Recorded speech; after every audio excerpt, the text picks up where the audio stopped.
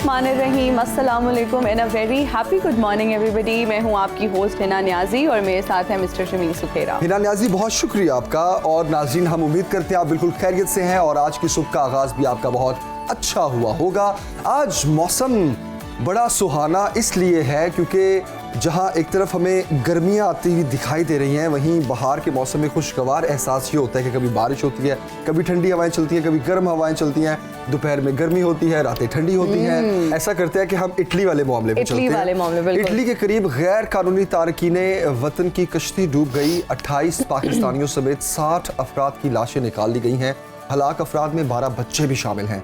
81 अफराद को जिंदा बचा लिया गया और कश्ती में सवार 150 से जायद लोग इटली और यूनान जा रहे थे। वफाकी वजीर ओवरसीज पाकिस्तानी साजिद हुसैन का इंसानी स्मगलर से खिलाफ कार्रवाई का ऐलान भी सामने आया है और सेक्रेटरी जनरल अक़वाम मुत्तहिदा और इतालवी वजीर आज़म जॉर्जिया मेलोनी ने इस वाक़े पर इजहार अफसोस भी किया है। इसी मुतालिक बात करते हैं यूनान से। नुमाइंदा सुनो न्यूज़ खालिद मुगल इस वक्त हमारे साथ हैं। खालिद, बताइएगा इस मामले पर अब तक की क्या अपडेट्स हैं, क्या तफसीलात हैं? जी, गुड मॉर्निंग पाकिस्तान।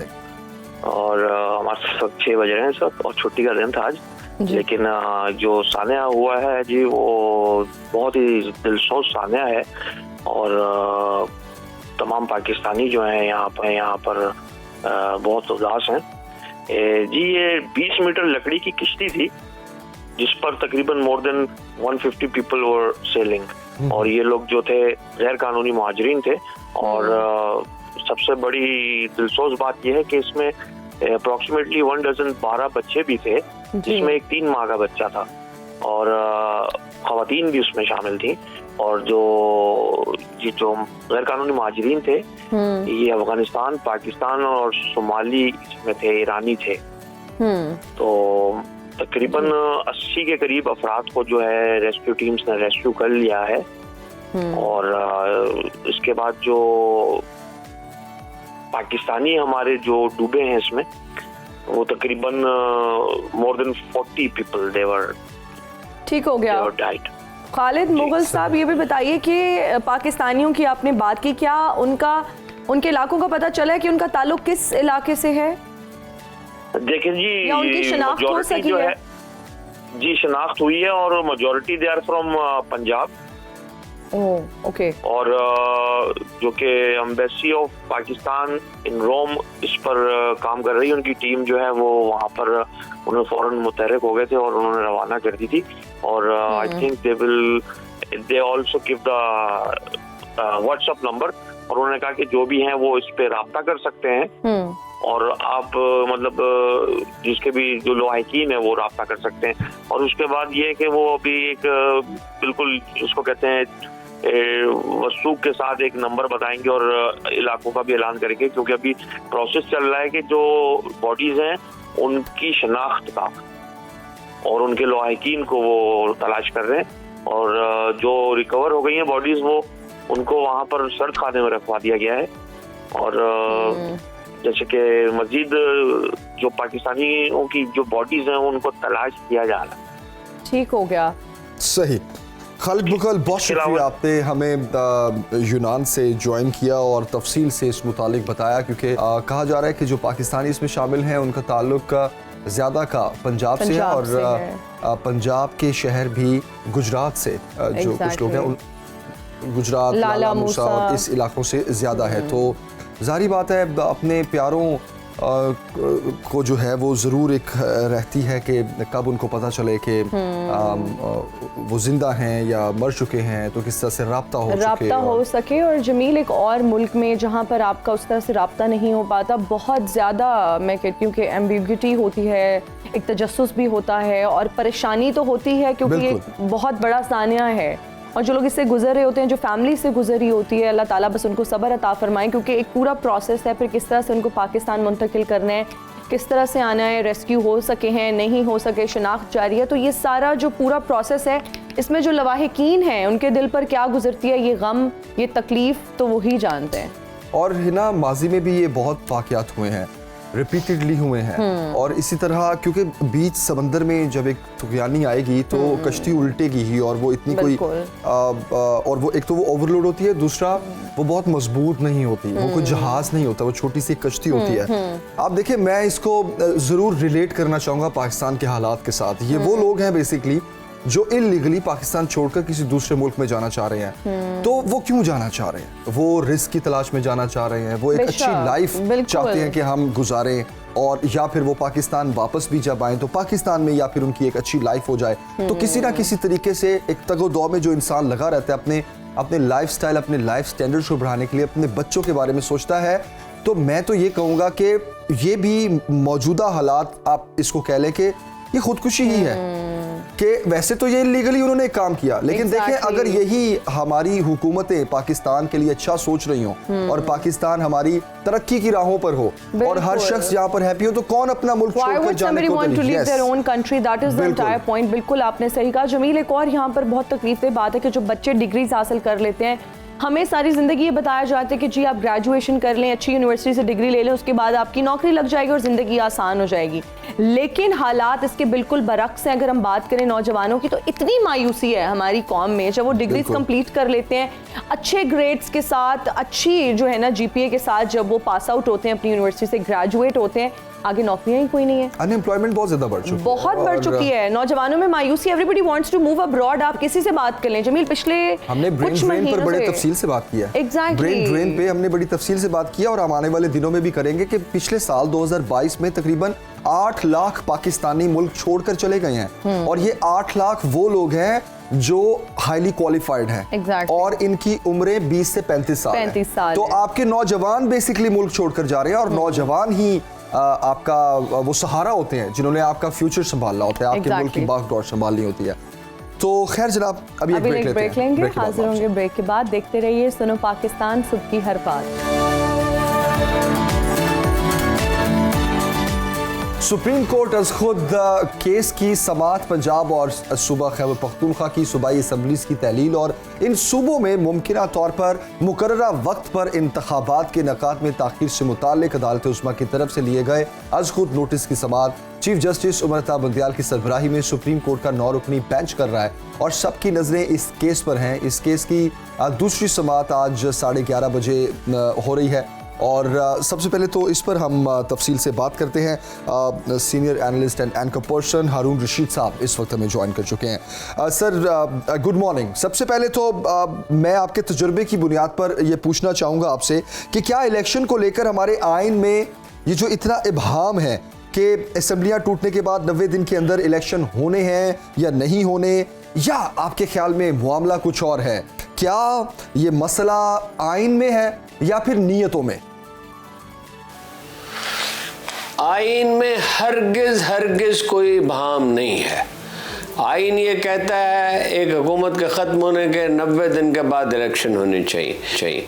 इबहाम पैदा किया जा रहा है, उसमें कुछ सियासी जमातें जो अपनी तहलील होने के ख़तरे से दो चार हैं, जिनका वजूद ही शायद मिट जाएगा बतदरीज, वो हैं। फिर उनके हामी वकला हैं, वकला नहीं हैं, वैसे चंद आदमी हैं जो इत्तफाक से अहम मनासब पे फायद हो गए। वकला पीटीआई के साथ हैं। कल परसों जो इलेक्शन हुआ लाहौर बहार का, तो 2 गुना से भी ज़्यादा वोट लिए पीटीआई के उम्मीदवारों ने। सर लेकिन सुप्रीम कोर्ट के खुद नोटिस को भी मुतनाज़े बना दिया गया है ना। आप देखें कि 2 जजेस पर एतराज़ात उठा दिए गए हैं और पीडीएम ने भी मुतालबा किया है और वकला तंजीमों की तरफ से भी आवाज़ें उठ रही हैं। तो क्या ये केस आइनी हुक्मरानी के लिए एक कोई टेस्ट केस तो नहीं बन गया आपकी नज़र में? ये बिल्कुल एक टेस्ट केस है। अगर यहाँ पे कौम खड़ी नहीं होती और सही नतीजा नहीं निकलता, तो फिर आप जवाल के उस मरहले में दाखिल हो जाएंगे जिसके बाद संभलना शायद मुमकिन ना हो। वकील नहीं है, मैंने पहले भी अर्ज़ किया, वकील उनके साथ नहीं है। और जिन जजों पे एतराज़ात किए जा रहे हैं, ये वही जज हैं उस बेंच में शामिल थे जिन्होंने कासिम सूरी की रूलिंग जो है, डिप्टी स्पीकर कासिम सूरी की रूलिंग मुस्तरद कर दी थी, जिसके तहत कौमी असम्बली ख़त्म की गई थी। कौमी असम्बली को उन्होंने बरकरार रखा। मसला ये है कि जिसके खिलाफ फैसला होता है वो नहीं मानता। क्योंकि आइन का और कानून का बर्रे सगीर के मिजाज में नहीं एहतराम किया जाए। जो कुछ थोड़ा बहुत एहतराम करने वाले थे वो इस दुनिया से चले गए। अच्छा सर, ये भी बताइएगा, खान साहब को वैसे लाडला कहा जाता है, लेकिन खान साहब ने जब एक जज साहिबा पर इल्जामात लगाए तो उनसे अदालत में माफी मंगवाई गई, लेकिन मरियम नवाज साहिबा जो हैं वो सबसे बड़ी अदालत के सबसे बड़े जज पर उंगलियां उठाती नजर आ रही हैं, लेकिन अभी तक सुकूत तारी है, क्या कहेंगे? भाई वो इस सवाल का जवाब तो आपने खुद ही दे दिया। यानी उन्होंने ये कहा था कि जिन लोगों ने शहजाद गिल के साथ बहुत ज़्यादती की, बहुत तहकीर और तौहीन अमेज़ सलूक किया, तजलील की, उनके ख़िलाफ़ हम आइनी कार्रवाई करेंगे। और उसे जिस जज ने ये किया और उस पर इतना तूफ़ान उठा कि गोया कि उसने कोई कत्ल कर डाला है किसी जज को, और वो गया, उसने माफ़ी मांग ली और बड़ा अच्छा किया, माफ़ी मांगनी चाहिए थी। बस ये कहना चाहिए था, जज का जिक्र किए बगैर उस वक्त ये कहते कि ये हमारे ख्याल में तो मुनासिब नहीं है और हम देखते हैं कि कानून के तहत क्या हो सकता है। रह गई मोहतरमा, तो मोहतरमा ने तो कोई तहकीर, अदलिया की तहकीर में कोई कसर छोड़ी नहीं। अगर अदलिया एक अमारत होती तो ये समझिए कि उसे आग लगा दी थी उन्होंने, अगर ये एक झोंपड़ी होती तो इसको आग लगा दी थी। लेकिन हालात ऐसे हैं कि अदालती निज़ाम इतना कमज़ोर हो गया है ना, तो वो उन्हें उसी शाम जेल में होना चाहिए था और तहकीकात शुरू हो जाती और उनका पॉलिटिकल कैरियर सर, आपकी नज़र में सारे मसले का आईनी हल क्या है? क्या आप समझते हैं इसका क्या सोल्यूशन है? सारे आईनी मसले का हल आइन की पासदारी है, और वो पासदारी करने के लिए चूँकि कोई तैयार नहीं है। ऐसी सिचुएशन में होता ही है, एक ताकतवर लीडर की ख्वाहिश पैदा होती है। वो आपने देख लिया, लाहौर में भी देख लिया, ज़िमनी इलेक्शनों में भी देख लिया, और आइंदा भी आप देख लेंगे कि वो सारी जमातों के वोट मिलकर इमरान खान के वोटों के आधे बनते हैं। और ये एक ताकतवर लीडर आएगा, वो ये मैं इस पर खुश नहीं हूँ, इसलिए कि असल में तो अदारे मुस्तहकम होने चाहिए। ये तो इमरान खान साहब का तस्वर है कि एक लीडर आता है और दुनिया को बदल डालता है। जिन लीडरों ने दुनिया को बदला है उन्होंने अदारे बनाए हैं। ये पिछली सदी की मिसाल है, चर्चिल है, डेगॉल है, अदारों को मुस्तहकम किया है। या कदीम दुनिया की मिसाल ले लें, जनाब उमर फारूक आजम ने 26 अदारे बनाए थे। उसमें एक अदारा ऐसा भी था जिसको बनाने में दुनिया को मजीद 14 सरकार थे, यानी सोशल सिक्योरिटी का, मिलिट्री इंटेलिजेंस का, और बहुत से अदारे बनाए। वो तो खैर तफसील का मौका ही नहीं है। हाँ। सही। अच्छा, आपने ज़िमनी इंतखाबात की बात की। हारून साहब, बहुत सी सीटों में हमने देखा कि मुकाबला जो है वो कहीं बहुत तगड़ा रहा, लेकिन कहीं वन साइडेड ही अवाम ने वो फैसला दिया। राजनपुर का जो इलेक्शन हुआ है, इस मुतालिक आप क्या कहेंगे? इसके रिजल्ट्स को किस तरह देख रहे हैं आप? राजनपुर के इलेक्शन ने जनूबी पंजाब के मुस्तकबिल का फैसला कर दिया। वैसे जहांगीर तरीन साहब ने सर्वे कराया था, जो ज़ाहिर उन्होंने पब्लिक करने के लिए नहीं कराया था, और उसके बाद दोस्तों से वो कहते हुए पाए गए कि उसकी तो मकबूलियत बढ़ती जा रही है। और ये हमारे लिए कोई इंकशाफ इसलिए नहीं है कि हम ऐसे कई सर्वे देख चुके हैं और उसमें बहुत ही मोतबर अदारे हैं जो अपनी साख पे किसी हाल में हर्फ आने नहीं देते। ये जो प्लान है बुनियादी तौर पर, जिसमें सब जानते हैं कि कौन कौन शामिल है, सिर्फ इस सरजमीन के लोग शामिल नहीं हैं, और लोग भी शामिल हैं, कि वो अपना कुछ लोग जो हैं इन्फ्लुएंशियल्स जो हैं उनको माइल कर लिया जाए, तोड़ लिया जाए सादा अल्फाज में, और उसके ज़रिए इमरान खान की अक्सरियत जो है वो अगर ख़त्म नहीं की जा सकती तो महदूद कर दी जाए। ये एक पता नहीं किस ख्वाबों की दुनिया में रहते हैं। ये नहीं हो सकता। ये कुदरत का फैसला साफ यही नज़र आता है कि पीटीआई की हुकूमत बनने वाली है, क्योंकि जिस चीज़ की कोई बुनियाद न हो, जिस इमारत की बुनियाद ना वो कायम नहीं रहती। कुरान मजीद की आयत बिल्कुल इसमें बिल्कुल वाज़ेह है, और सच्चाई वही है जो अल्लाह की आखिरी किताब में लिखी हुई है। हलाक हुआ वो दलील से हलाक हुआ, जो जिंदा रहा बाकी रहा वो दलील जी से सर, अब जेल भरो तहरीक की बात कर लेते हैं। बज़ाहिर तो पीटीआई को इसमें कामयाबी नहीं मिल सकी, आपका तज्जिया क्या कहता है? जेल भरो तहरीक पे वर्डिक्ट देने का वक्त नहीं आया, उस पर हम जजमेंट नहीं दे सकते। हो सकता है ये मोमेंटम गेन कर ले। शुरू में चूंकि तंजीम अच्छी नहीं है, ये हमेशा खान साहब से अर्ज किया गया, उनके खैर खान ने हमेशा उनसे कहा तंजीम अच्छी नहीं है, तंजीम अगर बेहतर होती तो नताइज में। लेकिन आज गुजरांवाला में काफ़ी लोगों ने गिरफ्तारी दी। हुकूमत की पॉलिसी भी है, बाद जगह छोड़ दिया जाता है। पेशावर में तो ऐसा लगता है कि पीटीआई की लीडरशिप ने मफाहमत कर लिया, बाद जिन्हें ये काम सौंपा गया था। सारी लीडरशिप की बात नहीं मैं कर रहा हूँ। और मुल्तान में पुलिस ने खुद गिरफ्तार नहीं किया, अखबारात की इत्तला ये है। लेकिन आज गुजरांवाला में काफ़ी गिरफ्तारियां हुई हैं। अभी चंद दिन लगेंगे, जैसे जैसे पीटीआई के वर्करों पे ये इंकशाफ होता जाएगा कि जेल ऐसी कोई हौलनाक चीज़ नहीं, कोई जहन्नम नहीं है। जो लोग जेलों में रहे हैं उन्हें पता है कि अडॉप्टेबिलिटी में कुछ वक्त तो लगता है, लेकिन ऐसी कोई अजियतनाक जगह नहीं होती जहाँ सियासी कारकुन जमा हो जाते हैं। वहाँ इंतज़ामिया की गिरफ्त भी बहुत कमज़ोर हो जाती है। फिर अदालतें भी क्लास होने दे देती हैं, क्योंकि सब पढ़े लिखे होते हैं अक्सर लोग। फिर उन्हें घर से खाना मंगवाने की इजाज़त दे दी जाती है और उनके हमदर्द उनके लिए अच्छे अच्छे खाने लेके जाते हैं और उन्हें सोचने का मौका मिलता है। जेल कोई ऐसी तकलीफ दे चीज़ तो नहीं है ना।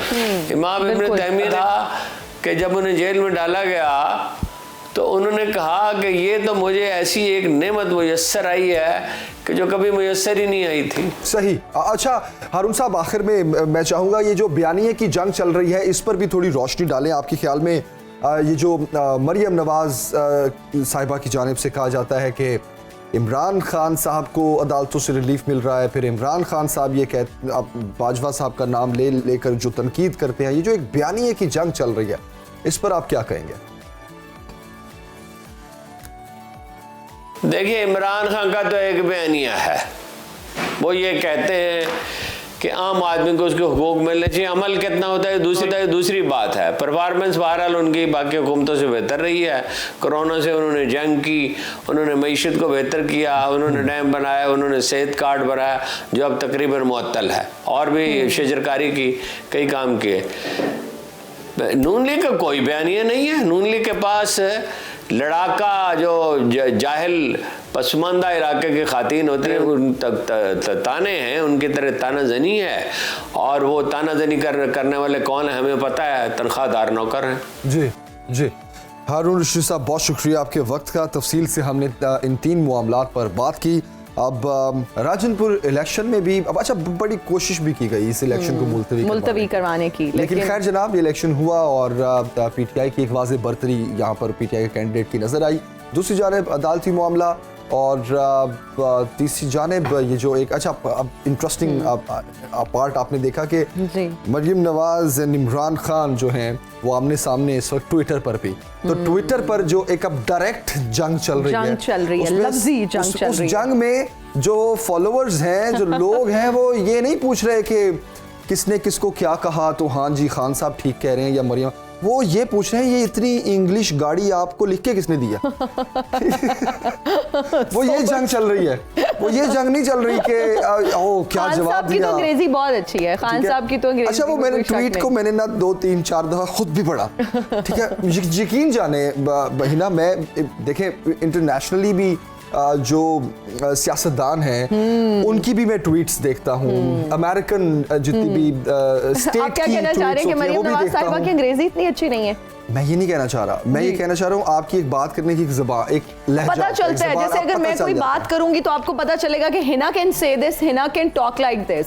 जब एक बहुत अनयूजुअल स्टाइल में आप बात करेंगे या कोई ऐसे वर्ड्स का इस्तेमाल करेंगे जो कि पहले अवाम ने नहीं सुने या लोग शायद आपसे एक्सपेक्ट नहीं करते, आई वुड से। एक मिनट यहाँ पर I would like to add 2 cents मैं अपने ऐड करना चाहूंगी कि जमील, हमारे बहुत सारे जो पॉलिटिशियंस हैं वो तो पर्चियों से देखकर पढ़ते हैं, लेकिन खान साहब की यहाँ पर मैं तारीफ करना चाहूंगी कि किसी भी इंटरनेशनल फोरम पर गए हैं भाई, कभी पर्ची का इस्तेमाल नहीं किया। भाई ये क्या, मैं मतलब खुलेआम इतनी तारीफें, और मीडिया का ये काम नहीं है।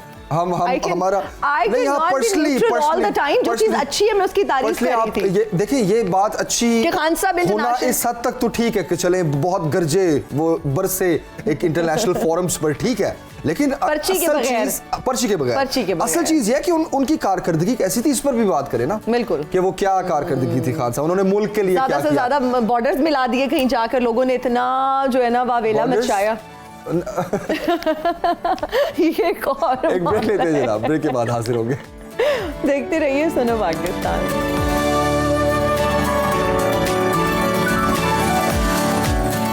और हम हाजिर हैं ब्रेक के बाद। आप देख रहे हैं सुनो पाकिस्तान और अब बात करते हैं क्रिकेटर निदा डार की, जिन्होंने विमेन T20 में जो है सबसे ज़्यादा विकेट्स लेने वाली वो बॉलर बन चुकी हैं और उन्होंने इंग्लैंड के खिलाफ एक विकेट लेकर वेस्ट इंडीज़ की अनीसा मोहम्मद को पीछे छोड़ा। उन्होंने विमेन T20 में मजमूई तौर पर अगर बात करें तो 126 विकेट्स हासिल की और वेस्ट इंडीज़ की जो है वो बॉलर थी अनीसा मोहम्मद ने 125, जबकि अगर ऑस्ट्रेलियन प्लेयर की बात करें एलिस ने 122 विकेट्स हासिल की। इस वक्त हमारे साथ मौजूद हैं Nida Dar sahiba. Thank you so much for joining us in Suno Pakistan. सबसे पहले तो इस रिकॉर्ड के बारे में बताइए, क्या कहेंगी, कैसा महसूस करें और आपको बहुत मुबारक हो। अस्सलामुअलैकुम सबसे पहले तो, और थैंक यू सो मच, आपने इतनी अच्छी बातें की मेरे लिए।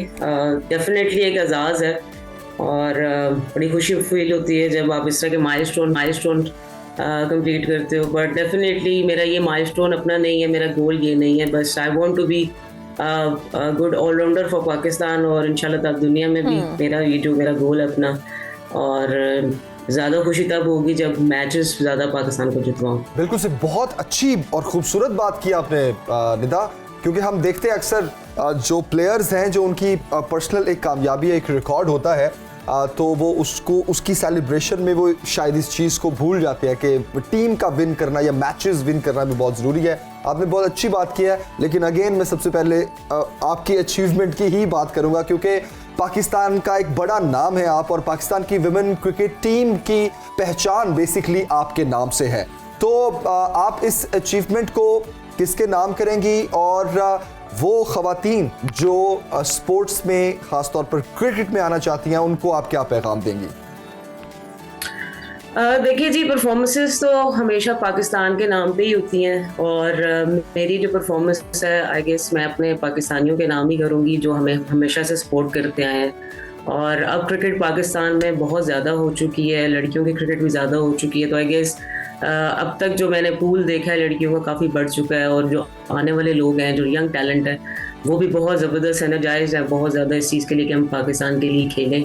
और हम लोग तो फाउंडर्स थे उस टाइम जब हमने क्रिकेट स्टार्ट किया, तो मेरा ख्याल है कि अब जो इंटरेस्ट से लोग आ रहे हैं और देख रहे हैं, स्पेशली पेरेंट्स बहुत ज़्यादा खुश होते हैं अपनी बच्चियों को खेलते हुए और डिफरेंट स्पोर्ट्स में अब लोग आ रहे हैं। तो ये रुझान जो चेंज हुआ है या आई गेस अब जो जितनी क्रिकेट आ गई और स्पोर्ट्स आ गई है ये उसकी वजह से ही है। और बस मेरा पैगाम यही है कि क्रिकेट हो कोई भी स्पोर्ट्स हो, उसमें जेंडर को इतना ज़्यादा मायने नहीं रखा जाता। मेरा ख्याल है कि स्पोर्ट्स ज़्यादा इम्पोर्टेंट है बजाय कि आप जेंडर को देखें कि लड़की है या लड़का है। अगर किसी बच्चे का कोई शौक है तो वो ज़रूर पूरा होना चाहिए। बिल्कुल आपने ठीक कहा। निदा, ये बताइएगा आपका ताल्लुक गुजरांवाला से है, तो हु सपोर्टेड यू सबसे ज़्यादा फैमिली में, घर में? जब आपने बताया कि आपने क्रिकेट खेलनी है तो घर में ख़वातीन को उस तरह से जो है वो इनकरेज नहीं किया जाता, इस तरह की अगर मैं स्पोर्ट्स की बात करूं। और गुजरांवाला जो है वो पहलवानों का शहर कहा जाता है। पहलवानों का एग्जैक्टली। तो पहलवानों के शहर में से एक क्रिकेटर और इतनी जबरदस्त वुमेन टीम की क्रिकेटर, तो क्या कहेंगी, क्रेडिट किसको जाता है? मेरे अबू थे फर्स्ट क्लास प्लेयर और मुझे कहने की ज़रूरत नहीं पड़ी। बस भाई ने थोड़ा सा क्योंकि उस टाइम इतना ज़्यादा इन नहीं था क्रिकेट और इतना कोई फ्यूचर नहीं था उस चीज़ में, तो थोड़ा सा वो माहौल की वजह से भी थोड़ा करते थे। लेकिन शुरू से आई वॉज ए क्रिकेटर, मैं अपने भाइयों के साथ शुरू से खेलती रही हूँ और मेरे फादर ने हमेशा से बहुत ज़्यादा सपोर्ट की है। और आई गेस मैं आज इस लेवल पे भी जो पहुँची हूँ उनकी दुआओं की वजह से हूँ। और फैमिली से मुझे हमेशा से सपोर्ट मिलती रही है और मेरे सारी फैमिली वाले खुद भी बहुत बड़े क्रिकेटर्स थे। मैं तो शायद अभी छोटी सी क्रिकेटर हूँ उनके सामने, लेकिन आई गेस जो स्पोर्ट है वो आपकी शुरू से आपके घर वालों की होनी बहुत ज़्यादा ज़रूरी है। तो आप अपना अगर कोई भी आपका गोल होता है तो जरूर पूरा करते हो। So Nida, this comes from your family, मतलब फैमिली में ही सब लोग ऐसे थे तो फैमिली से ही ये शौक पैदा हुआ। अच्छा निदा, ये बताओ कि आपकी इंस्पिरेशन क्रिकेट में कौन है? Who do you follow? किसको देखती हो? किसकी वो बॉलिंग टेक्निक्स को फॉलो करती हो या नहीं आपका अपना ही स्टाइल है, किसी को फॉलो नहीं करती? नहीं जी, मैं शायद अफरीदी को फॉलो करती रही हूँ। अरे वाह वाह, जबरदस्त। और मेरे हमेशा से इंस्पिरेशन मेरी उनसे हमेशा से रही है, क्योंकि जिस टाइम मैंने क्रिकेट खेलना स्टार्ट किया और मैंने देखना स्टार्ट किया उस टाइम शायद अफरीदी थे जो बड़े छिक्के लगाते होते थे।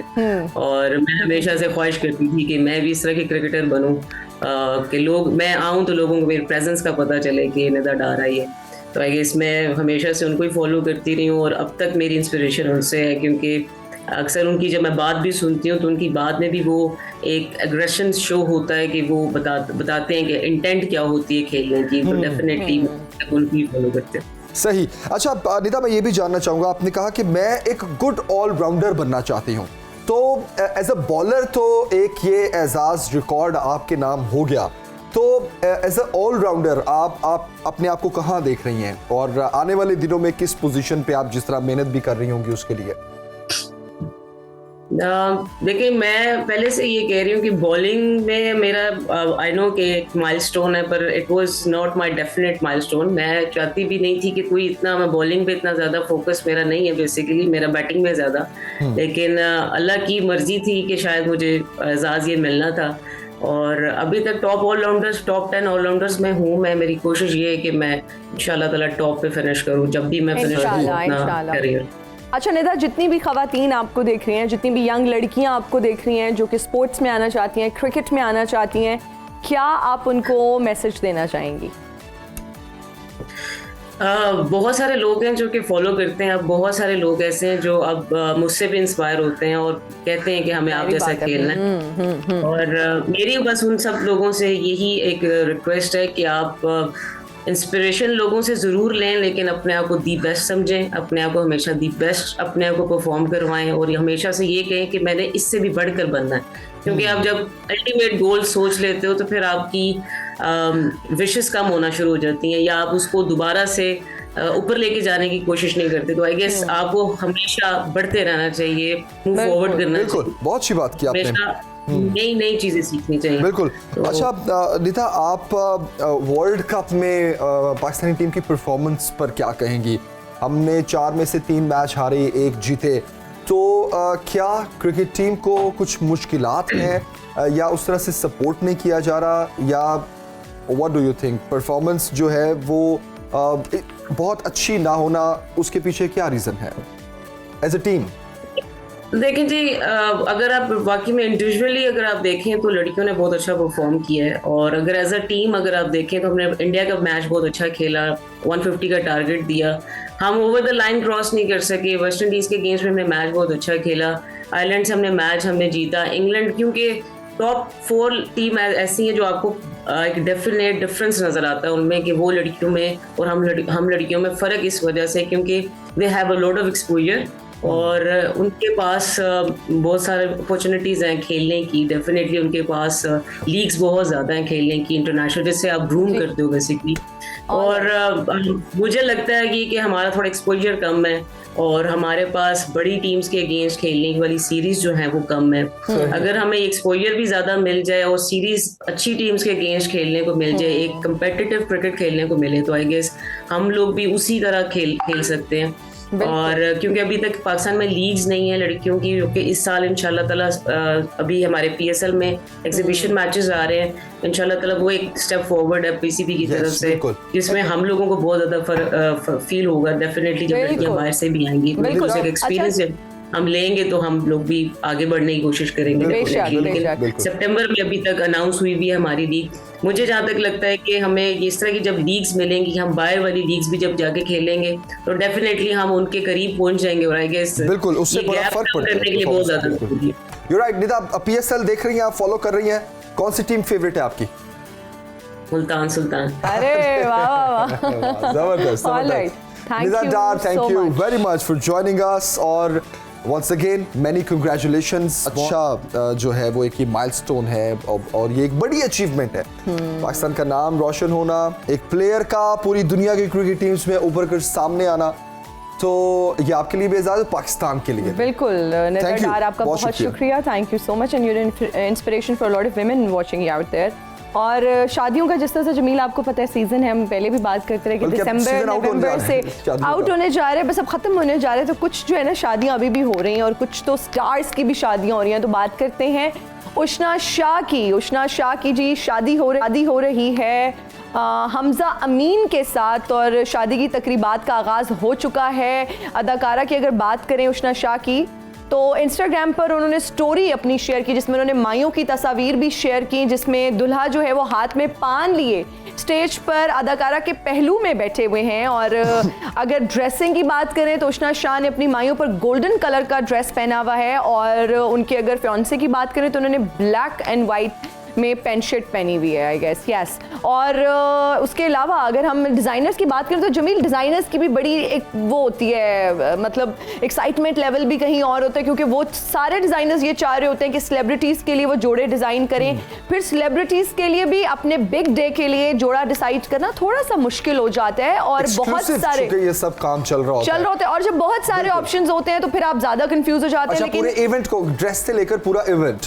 उसका खाना भी, उसका खाना तो आई वुड से खाना, डेकोर भी, हर चीज खाना। अच्छा, मैं यहाँ पर खाने को डिस्कस से पहले वर्दा सलीम जिक्र आता है, आप बहुत कॉन्शियस हो जाती है। अच्छा, वैसे आई एम वेरी फूडी ना, and you know that, and वैसे भी मुझे एक बात, मैं ये इस टॉपिक पे आती हूँ, लेकिन वर्दा सलीम इस जो इवेंट चल रहा है जी, इसमें मेन्यू क्या था, खाने का मेन्यू की तरफ भी आती हूँ, लेकिन पहले मैं ये बता दूं कि वर्दा सलीम डिजाइनर थी जिन्होंने उनका अरूसी लिबास यानी कि ब्राइडल ड्रेस डिजाइन किया, और उष्णा शाह ने एक स्टोरी शेयर की हुई थी, वर्दा सलीम ने भी वो अपने इंस्टाग्राम पे रीपोस्ट की हुई थी कि जब उन्होंने अपने अरूसी लिबास को देखा तो उसको देखकर वो जज्बाती हो गई। लाल रंग का जोड़ा था, बहुत ही खूबसूरत था, बहुत ही ट्रेडिशनल उसमें वाइब भी आ रही थी, और पहन के उष्णा शाह बहुत खूबसूरत लग रही थी। और जमील, यहाँ उष्णा और हमजा को बहुत बहुत मुबारक, खूबसूरत तकरीबात का ये सिलसिला जारी है। खाने की आप बात करेंगे। यस, खाना बताएं। खाने में मुझे लगता है एक्सटेंसिव मेन्यू था, मैं तो इनवाइटेड नहीं थी तो मुझे नहीं पता, लेकिन बहुत सारी सेलिब्रिटीज गई हुई थी, शोबिस के बहुत सारे सितारे हमें नजर आए, और एक से बढ़कर एक जो है ना हमें वहां पर सितारा नजर आया, और सब बहुत खूबसूरत लग रहे थे। लेकिन आपने खाने की बात की जमील,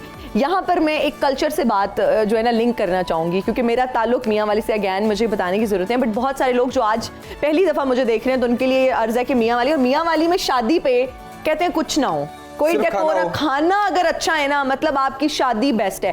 अगर आपकी शादी पे खाना अच्छा नहीं है और मेहमान आके कंप्लेन करके जाते हैं, मतलब आपकी शादी अच्छी नहीं थी। इसीलिए हमारा सारा फोकस जो है वो शादी, ब्राइडल ड्रेसेस, डेकोर्स तो एक तरफ, लेकिन सारा फोकस खाने का होता है। हिना की ये बात सुनने के बाद मेरा तो ये गिला बनता ही नहीं है, या हिना से ये कहना बनता ही नहीं है कि Hina you are too foodie. ठीक है, अब बात खत्म, अब कहानी खत्म हो गई है। It's in the blood. एक ब्रेक लेते हैं जनाब, ब्रेक के बाद हाजिर हो। देखते रहिए सुनो पाकिस्तान।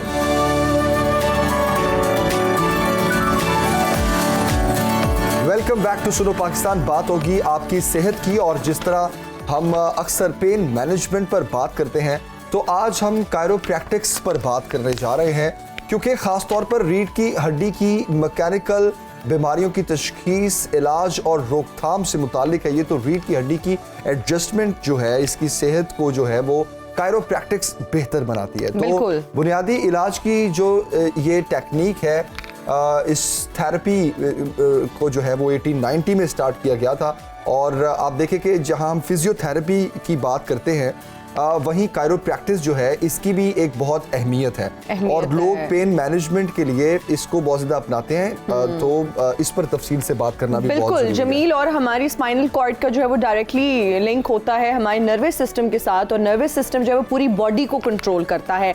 तो किस तरह से हमें कायरोप्रैक्टर के पास जाकर जो हमें दर्द हो रही होती है, अक्सर हमारी रीढ़ की हड्डी में, बैकबोन में, sciatica पेन और बहुत सारे मसाइल, कहा जाता है कि अगर आपको एक अच्छा कायरोप्रैक्टर मिल जाए तो आपकी मुश्किलात दूर हो जाती हैं, आपकी सारी दर्दें निकल जाती हैं। और वहीं पर कायरोप्रैक्टर का जो रोल है वो बहुत सेंसिटिव एक जॉब है, बहुत ही मुझे लगता है कि समझने वाली जॉब है, और इसमें जब तक आप टेक्निकल चीज है, बिल्कुल जी। और इस वक्त हमारे साथ मौजूद हैं एक बहुत ही अमेजिंग कायरोप्रैक्टर सलमान फिरोज साहब, और फिजियोलॉजिस्ट भी हैं। इनसे बात करते हैं और जानते हैं कि ये कायरोप्रैक्टिस है क्या, ये थेरेपी किस तरह से की जाती है, और इसमें और फिजिकल थेरेपी में फ़र्क क्या है। तो thank you so much for joining us in Suno Pakistan. Doctor साहब कैसे हैं आप? ठीक ठाक अल्हम्दुलिल्लाह। सबसे पहले तो बताइए, ये कायरोप्रैक्टिस, एक आम आदमी जो आपको इस वक्त देख रहे हैं वो समझना चाहेगा कि कायरोप्रैक्टर है क्या, और किस तरह से इसमें और फिजिकल थेरेपी में फ़र्क है। अच्छा, कायरोप्रैक्टिक एक ऐसा तरीका इलाज है, जो वर्ड कायरोप्रैक्टिक है इसका मतलब है डन बाय हैंड। ये एक ऐसी थेरेपी है जिसे हम मैनुअली परफॉर्म करते हैं। जिस तरह हर गाड़ी की एक स्पेसिफिक टाइम पीरियड के बाद ट्यूनिंग, अलाइनमेंट, सर्विस, मेंटेनेंस बड़ी ज़रूरी है। अल्लाह पाक ने हमारे जिस्म को भी लाइक अ मशीन डिज़ाइन किया, इसकी भी अलाइनमेंट, मेंटेनेंस ये बहुत ज़्यादा ज़रूरी होती है। हमारा ब्रेन एक्सटेंड होके स्पाइनल कोड बनता है और वहाँ से हमारा नर्वस सिस्टम सारे जिस्म को अटैच करता है। जी। Hippocrates father of modern medicine थे, वो फरमाते थे look well on the spine for the cause of the disease. हर किस्म की डिजीज़ का जो ओरिजिन है कहीं ना कहीं से स्पाइन के साथ लिंक है। आपका गैस्ट्रिक डिसफंक्शन है, मैदे के मसले हैं, जिगर का मसला है, इरेगुलर हार्ट बीट है, सर दर्द है, मस्कुलर पेन है, तो हम इसके लिए किसी ना किसी किस्म की मेडिसिन लेते हैं। जबकि मेडिसिन सिर्फ और सिर्फ टेम्परेरीली उस सिम्टम को मैनेज करती है, जो उसका काम है दर्द को कम करना, पेन के सिम्टम को मास्क कर देना। जबकि जब तक आप उसके ओरिजिन को नहीं फाइंड आउट करेंगे कि मुझे पेन हो क्यों नहीं है, सर दर्द है, सर दर्द क्यों हो रहा है, कमर दर्द है क्यों हो रहा है, उसको जब तक आइडेंटिफाई नहीं करेंगे, कोज को ख़त्म नहीं करेंगे, पेन वैसी रहेगी। तो कायरोप्रैक्टर का रोल ये होता है कि वो एग्जैक्ट आइडेंटिफाई करता है कि जिस्म के अंदर मैकेनिकली ऐसा क्या डिसफंक्शन चल रहा है, कौन सी वर्टिब्रा अपनी जगह पे अलाइन नहीं है जिसकी वजह से पेन आ रही है। सही। तो आप जिस तरह फिजियोलॉजिस्ट भी हैं, एक्सरसाइज फिजियोलॉजिस्ट, तो एक्सरसाइज फिजियोलॉजिस्ट और chiropractor, is it the same thing? नहीं, इसमें फ़र्क है। कायरोप्रैक्टिक में हम बेसिकली जिस तरह मैकेनिक होते हैं, हम स्ट्रक्चर के मैकेनिक होते हैं। स्ट्रक्चर को एक दफ़ा अलाइन कर देते हैं, नर्वस सिस्टम के अंदर जहाँ जहाँ से स्ट्रेस आ रहा होता है उसको कम कर देते हैं। उसके बाद साथ कुछ ऐसी एक्सरसाइजेज होती हैं जो कि हमारे उस पोस्चर को, उस इम्बैलेंस को ठीक करने के लिए बहुत ज़रूरी होता है। अच्छा, ओके। और उन एक्सरसाइजेज का हमारे मेटाबॉलिक फंक्शन के ऊपर बहुत ज़्यादा रोल होता है। यानी कि किसी को डाइजेस्टिव इश्यूज़ हैं, आपने अक्सर सुना होगा नाव पड़ गई है या मैदा से इतना फंक्शन नहीं कर रहा, उसके लिए लोग दवाइयाँ खाते हैं। जबकि मैदे को जो कंट्रोल कर रही हैं कुछ ऐसी नर्व्स हैं, जब तक उनको हम स्टिमुलेट नहीं करते, उनके ऊपर अगर दबाव रहेगा तब तक वो मैदे के अंदर डिसफंक्शनिंग चलती रहेगी। सबसे पहले मैदे की ही फिर हम बात कर लेते हैं कि उसकी पेन, जिस तरह नाफ पड़ जाना। अच्छा, आज के दौर में लोग कहते हैं जी नहीं, नाफ पड़ना कुछ नहीं होता, हालांकि माजी में अगर देखा जाए तो मैदे और पेट से रिलेटेड सारी जितनी भी बीमारियां या पेन्स होती थी वो उससे रिलेट किया जाता था। जी जी जी। तो इसको किस तरह से आप ट्रीट करते हैं? असल में हमारे पास जो अंदर हमारा जो विसरल एरिया है ना, हमारे जो गट एरिया, इसके अंदर भी रिस्ट्रिक्शन होती है। सारा दिन हम बैठे रहते हैं, हमारी उसकी जो बाउल की मूवमेंट होती है वो प्रॉपर नहीं होती। और दूसरे नंबर पे सारा दिन बैठने की वजह से स्पाइन को नेचर ने बनाया ही मूवमेंट के लिए। मूवमेंट करती रहेगी, इसको न्यूट्रिशन मिलेगी। और स्पाइन से ही, रीढ़ की हड्डी से ही नर्व सप्लाई हमारे मैदे को, हमारे जिगर को, हमारी वेगस नर्व आ रही है जो सारे अंदर के ट्रैक को जो है ना स्टिमुलेट कर रही होती है। तो जब स्पाइन के अंदर मूवमेंट नहीं है तब हमारे इसमें इशू आ सकता है। हमारे पास पेशेंट आते हैं गर्दन दर्द के साथ, कमर दर्द के साथ, ये पेन्स के साथ आते हैं नॉर्मली। हिस्ट्री हम लेते हैं तो हमें पता चलता है गर्दन की दर्द डायरेक्टली रिलेट कर रही है मैदे के साथ, गर्दन की दर्द डायरेक्टली रिलेट कर रही है सर के साथ। उसकी वजह यह है कि गर्दन के बेस ऑफ द स्कल से नर्व्स निकलती हैं, क्रेनियल नर्व्स होती हैं, वेगस नर्व कहते हैं, वो हमारे सारे डाइजेस्टिव ट्रैक को फॉलो करती हैं। अच्छा। उसके बाद हमारे जो सर्वाइक गर्दन से C3, C4, C5 यहाँ से नर्व्स हमारे हार्ट की तरफ जा रही होती हैं, हमारे लंग्स की तरफ जा रही होती हैं। ये हमारे इरेगुलर हार्ट बीट है, किसी की दवाई खाते हैं कोई फ़र्क नहीं पड़ रहा, हम उन्हें एडजस्ट करते हैं, उनकी हार्ट बीट भी बेहतर हो जाती है, साथ कुछ डाइटरी चेंजेस ऐड करवाते हैं। यानी कि हम किसी किस्म की मेडिसिन नहीं ऐड करते। एडजस्ट किस तरह करते हैं? हाँ जी। अच्छा, एडजस्ट हम मैनुअली उस एरिया को, जिस एरिया में इशू आ रहा है, लेट्स सपोज नेक में इशू आ रहा है, हम आइडेंटिफाई कर लेते हैं कि किस किस सेगमेंट को मूव करना है, उसे एक स्पेसिफिक डायरेक्शन में मूव करते हैं। कई दफ़ा उसमें पोप भी होता है, जिस तरह हम उंगलियों को ऐसे हिलाते हैं तो पोप की आवाज़ आती है, उस तरह हम गर्दन के या स्पाइन के जिस सेगमेंट के अंदर इशू आता है उसे मूव करते हैं तो कुछ स्पेसिफिक पोप्स होते हैं। और कई दफ़ा हम कोशिश करते हैं कि पोप ना भी हो, तो वहाँ से हम फिर स्टिमुलेट करके जिस्म में जो है ना, पोप्स के बाद बेसिकली उसका हल निकलता है। जी जी, पोप्स के बाद बस यही प्रोसेस है। हाँ, ये प्रोसेस है, साथ फिर कुछ एक्सरसाइजेज हैं, लेकिन इस प्रोसेस तक पहुंचने से पहले प्रॉपर स्कैनिंग होती है। अच्छा, एक्सरेज होते हैं उनके, डॉक्टर साहब, जो आपने होती है। स्टमक की बात की है, ये किस तरह से फिर आप लोग उसका इलाज करते हैं कि स्टमक का कोई इशू है, कोई आपके पास आता है मैदे के मसले के साथ, उसका खराब है, स्टमक अपसेट है, whatever, how do you do it with exercise? इलाज क्या गर्दन कमर से ही होगा? कमर से होगा, गर्दन से होगा, या उसके कुछ स्टमक को प्रेस करते हैं, कोई फिजिकल थेरेपी होती है, क्या होता है? मतलब वो जो कड़ाके निकलने हैं या वो कहाँ से निकलेंगे? अच्छा, इसके अंदर होता ये है कि सबसे पहले कोज देखा जाता है कि उसका लाइफस्टाइल कैसा है। नॉर्मली तो एक तो वॉक बहुत ज़रूरी है, अगर हम वॉक नहीं करेंगे तो हमारा फ्लूइडी मूवमेंट की तरफ नहीं जाता, तो वॉक बहुत ज़रूरी है। साथ कुछ मसाज की टेक्निक्स हम पेशेंट को ऐड करवाते हैं, डाइट के अंदर फाइबर ऐड करवाते हैं। वाटर इनटेक, लोग पानी पीते ही नहीं है, नॉर्मली देखा जाता है कम से कम भी 2 लीटर तो आपको एटलीस्ट पानी पीना चाहिए।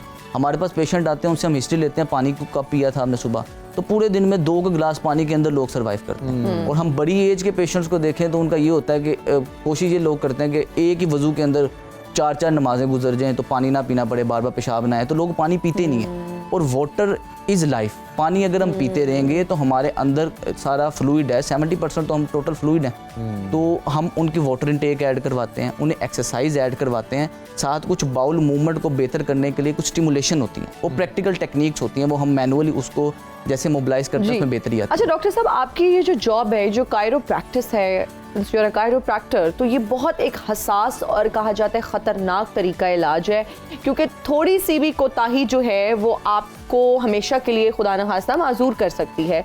इसलिए क्या कहेंगे कि कितनी ज़्यादा इसमें आपकी क्वालिफिकेशन का होना बहुत ज़रूरी है, फिर क्या प्रैक्टिस भी इसमें ज़रूरी है, और कोताही की तो कोई गुंजाइश है ही नहीं। वो मरीज जो इस तरीका इलाज को अपनाना चाहे तो वो किन किन चीज़ों का ख्याल रखें कायरोप्रैक्टर के पास जाते हुए? इसके अंदर ये है कि कायरोप्रैक्टिक में बेसिकली क्वालिफिकेशन के साथ टेक्निकल एक्सपर्टीज बहुत ज़्यादा ज़रूरी हैं, टेक्निकल स्किल्स बहुत ज़्यादा ज़रूरी हैं। अब क्योंकि इसमें डायरेक्ट आपका डॉक्टर का आपकी स्पाइन के साथ लिंक होता है, आपकी स्पाइन को एडजस्ट करता है, लेकिन जो भी प्रैक्टिकली अच्छे कायरोप्रैक्टर्स हैं उनके अंदर बेसिकली रिस्क रहता नहीं है किसी भी किस्म का। उसकी वजह ये है कि एक स्पेसिफिक एंगल के अंदर सर्टन पोजीशन के अंदर रहकर ही एडजस्ट करते हैं और उसी के अंदर पेशेंट को उसमें कोई रिस्क नहीं होता।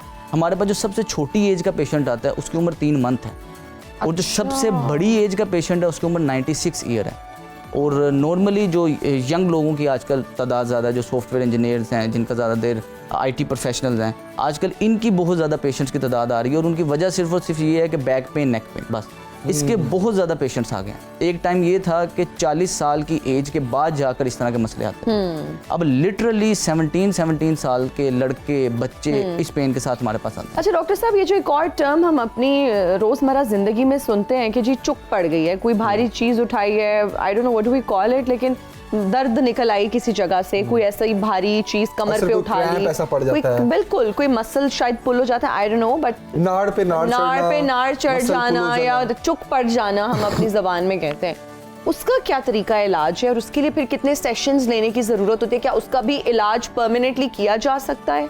जी, एक तो जो चुक पड़ना है ना, बेसिकली एक ये होता है मस्कुलर स्पैज़म होता है। ओके। होता ये है कि अगर मेरे पास कोई 1 kg का वजन है, मैं ये 1 किलो का वजन है, ऐसे उठाता हूँ तो मेरी स्पाइन के ऊपर 1 किलो का कंप्रेशन फोर्स आता है। ओके। लेकिन जब मैं इसको बेंड होकर उठाता हूँ और इस पोजीशन में ट्विस्ट करता हूँ तो मेरी स्पाइन के ऊपर 1:40 मतलब 40 kg का प्रेशर कंप्रेशन का आएगा।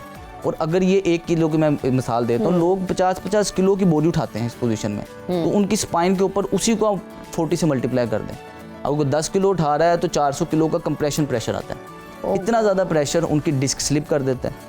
अब जब ये डिस्क स्लिप होती है, अगर तो माइनर है तो सिर्फ कमर के एरिया में पेन रहेगी और कुछ दिन तक एक तो नेचुरल हीलिंग से ठीक नॉर्मली अक्सर हो जाती है, लेकिन नहीं होती तो उसे फिजिकल थेरेपी और कायरोप्रैक्टिक की ज़रूरत पड़ती है। लेकिन अगर ये वर्स हो जाए, कुछ ज़्यादा निकले और बार बार क्रोनिकली डिस्क स्लिप हो रही है, तो ये फिर नर्व को कंप्रेस करती है, नीचे दर्द आती है जिसको शाटिका कहते हैं। हाँ जी। ये 100% ट्रीटेबल है।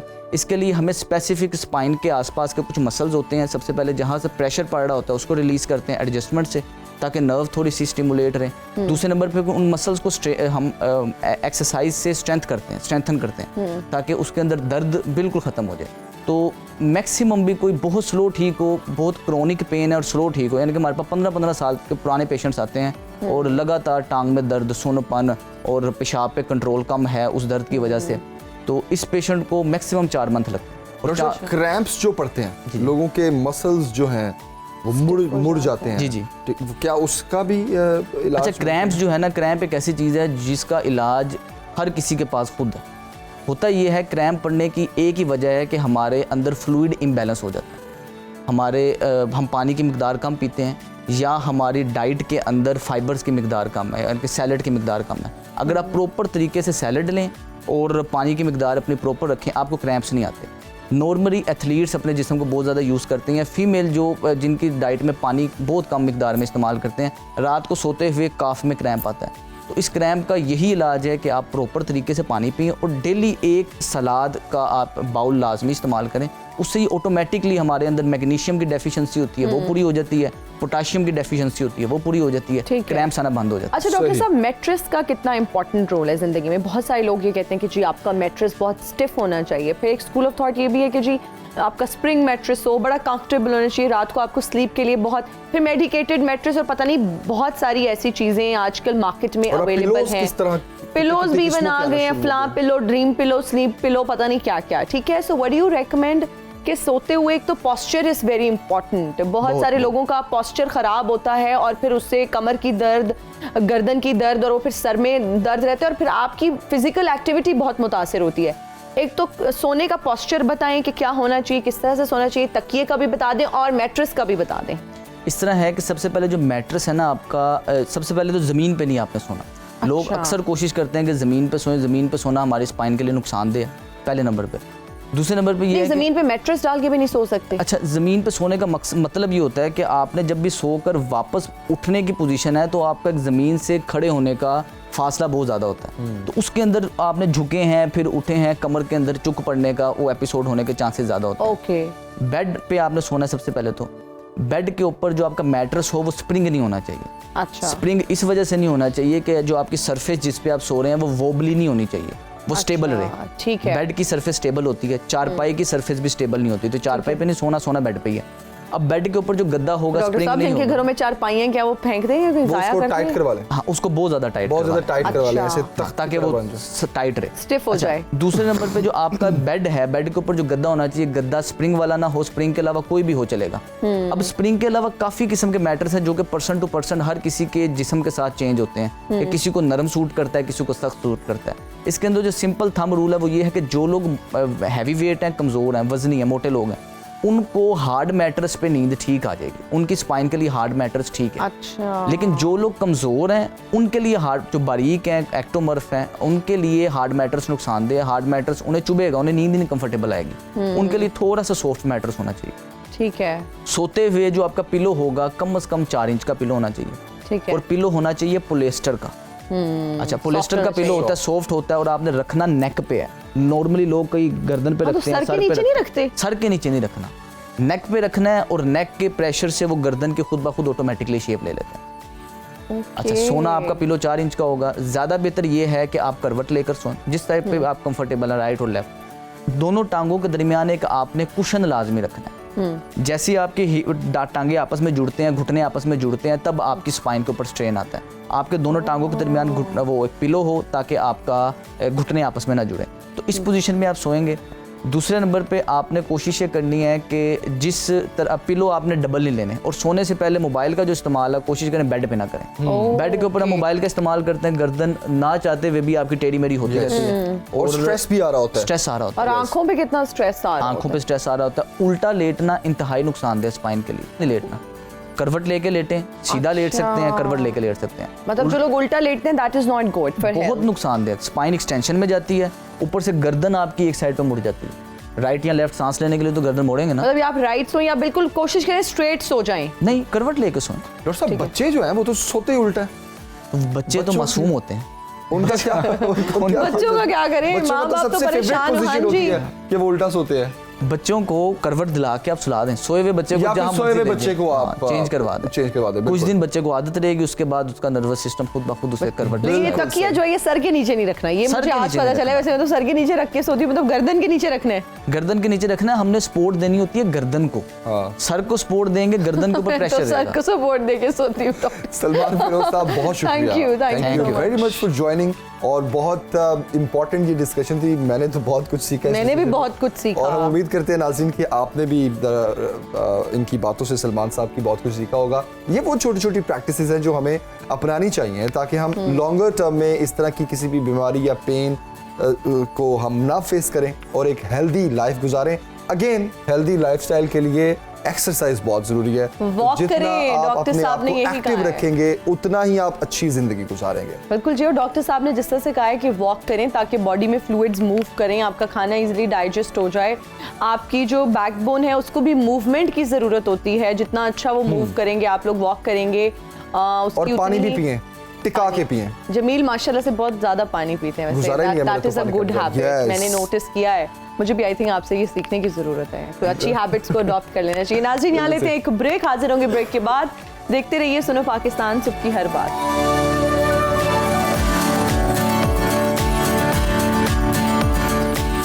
वेलकम बैक टू सुनो पाकिस्तान जनाब। अब हम बात करेंगे हमारे ओवरसीज पाकिस्तानियों की जो हमेशा अपने पाकिस्तानी बहन भाइयों के साथ खड़े रहते हैं और मुश्किल वक्त में उनका बहुत साथ देते हैं। खास तौर पर सैलाब की सूरत हाल के बाद भी ओवरसीज पाकिस्तानियों ने पाकिस्तानियों की बहुत मदद की और अभी आजकल ओवरसीज पाकिस्तानी पाकिस्तान की स्टेबिलिटी के लिए या पाकिस्तान की तरक्की के लिए या मुल्क में मौजूद उन तबकात की भी मदद कर रहे हैं। खास तौर पर वुमेन एम्पावरमेंट पर बहुत बात कर रहे हैं। तो Pakistani American community association Ohio के सदर अमजद बेग साहब हमारे साथ मौजूद हैं और गुलशाद अतर साहब बिजनेस एनालिस्ट हैं जो कि ये काम कर रहे हैं कि पाकिस्तान से आईटी को किस तरह से एक्सपोर्ट किया जाए बाहर। बिल्कुल बिल्कुल। तो बहुत शुक्रिया आप दोनों का, thank you very much for joining.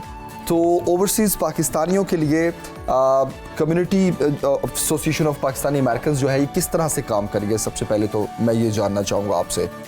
Obviously हम पहली जो हमारा मेन पर्पस है वो पाकिस्तानी अमेरिकन जो वहाँ रह रहे हैं कि उनको कैसे अपने एक प्लेटफॉर्म पे इकट्ठा रखना है। तो उसके लिए हमारी काफ़ी एक्टिविटीज़ हम करते रहते हैं, म्यूज़िक इवेंट्स करते हैं, इंडिपेंडेंस डे है, मेंटल हेल्थ अवेयरनेस फोरम्स हैं, छोटी छोटी गैदरिंग्स हैं, छोटे छोटे ग्रुप्स हैं। तो पहले हम वहाँ उनको इकट्ठा करते हैं, फिर वहाँ जब उनको इकट्ठा करते हैं फिर उनसे हम पाकिस्तान के बारे में बात करते हैं। तो उनको हम वहाँ मोटिवेट करते हैं पाकिस्तान में काम करने के लिए। तो पाकिस्तान में यहाँ पर जो हमारा इम्पोर्टेंट एजेंडा है, एक तो मतलब वुमेन एम्पावरमेंट। ऑब्वियसली हमारी यहाँ ख़वातीन जो हैं इनके अंदर इतना टैलेंट है कि हम उसको बहुत अंडर वैल्यू किया हमने यहाँ पर ना। तो मैं इंडिविजुअल लेवल पे 4-5 ख़वातीन फैमिलीज़ के साथ काम कर रहा हूँ कि जिनको मैं इंडिविजुअली एम्पावर कर रहा हूँ। तो उसके मैं रिजल्ट खुद देखूँगा, फिर हम उसको जो है ना बड़े लेवल पे करेंगे। तो मैं टेस्ट प्रोजेक्ट के तौर पे अभी काम कर रहा हूँ। ठीक हो गया, सही। गुलशाद साहब आपकी तरफ आऊंगी, बताइएगा कि हम अपनी यूथ को किस तरह से मोटिवेट कर सकते हैं कि वो पॉजिटिव थिंकिंग की तरफ जाएं, पॉजिटिव सोचें, ताकि हम एक पॉजिटिव माशरा जो है वो तश्कील दे सकें। Thank you so much for giving chance. मैं फर्स्ट टाइम इस तरह प्रोग्राम में आया हूँ। मेरे ख्याल से मेरा जो स्टार्ट है एक छोटे से गांव से हुआ था एंड नाउ अभी मैं काम कर रहा हूँ PwC के लिए। तो इट्स ये दुनिया की मल्टीनेशनल कंपनी है। तो मेरे पास एक वाइड रेंज है एक्सपीरियंस की, जहाँ पे हम पॉजिटिविटी की बात करते हैं, यूथ की बात करते हैं। तो मैं बहुत सारी चीज़ें रिलेट कर सकता हूँ उन चीज़ों से ना, कि जो पॉजिटिविटी है, जो अप्रिसिएशन है, स्पेशली मैं पाकिस्तानी सोसाइटी में पला बड़ा, यहाँ पे तालीम हासिल की, कुछ बाहर जर्मनी में पढ़ा, फिर US में जाके कोर्सेज किए। तो मैं एक ना मेजर डिफरेंस देखता हूँ, मतलब कि किस तरह यूथ को ट्रेन किया जाता है, मतलब चाइल्डहुड में, टीन एज में, वेस्ट के अंदर। ठीक है, जब पाकिस्तान के अंदर आता हूँ तो जब मैं देखता हूँ कि यहाँ पे एक फ्रस्ट्रेशन है, एक रेस्टलेसनेस है, पेशेंस नहीं है। आप किसी लाइट पे खड़े हो जाए, सिग्नल अगर रेड भी है तो people are trying to just leave, right. तो उसके ऐसा नहीं है कि वो लोग जो है अनफॉर्चुनेट हैं या उनको पास कोई अल्लाह पाक ने उनको कम कोई किसी किस्म की तरफ सलाहियत दी है। ये बेसिकली एक पैराडाइम है जिसके अंदर वो एक सोसाइटी चल रही है। तो मैं समझता हूँ कि जो एप्रिसिएशन है उसकी बहुत कमी है हमारी सोसाइटी के अंदर। उसके बारे में मैं पेरेंटिंग को फर्स्ट बिल्कुल, पेरेंटिंग रोल के बारे में भी बताइए, कितना इम्पोर्टेंट है ये। जी बिल्कुल जी, क्योंकि देखें जी everything start from grass root level पे आप देखा जाए ना, Exactly. तो पेरेंट्स जो हैं वो तो पहली एक दरसगाह है किसी भी बच्चे के लिए। Absolutely.